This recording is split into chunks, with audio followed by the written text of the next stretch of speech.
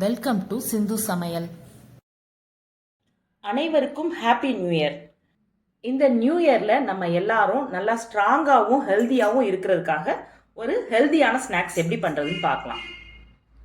நம்ம பண்ண போகிறது ராகி லட்டு.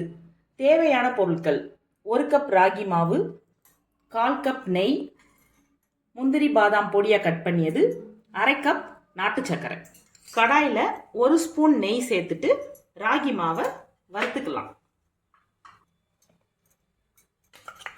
சிம்ல வச்சே வறுக்கணும், வாசனை வர்ற வரைக்கும் வறுத்துக்கலாம்.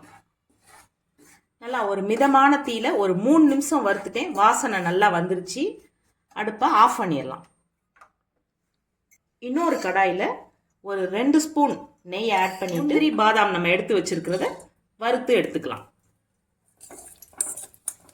நல்லா வறுபட்டுருச்சு. இப்போ நம்ம வறுத்து வச்சிருக்க ராகி மாவில் இதை சேர்த்துக்கலாம். முந்திரி வறுத்த அதே கடாயில் நாட்டு சர்க்கரை போட்டிருக்கேன் 1/2 கப். இதில் கொஞ்சமாக தண்ணி ஒரு 1/4 கப் ஊற்றி கரைச்சிக்கலாம்.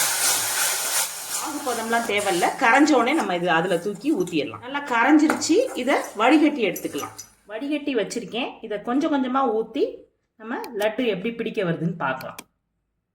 நல்லா சூடாக இருக்கனால இந்த கரண்டியை வச்சு கிண்டி பார்க்கலாம். கொஞ்சம் ஆறட்டும், நம்ம பிடிப்போம். நம்ம எடுத்து வச்சிருக்க பாகு ஃபுல்லாக சேர்த்துட்டேன். இதை உருண்டை பிடிக்கிறதுக்கு கையில் கொஞ்சம் நெய் தடவிக்கலாம்.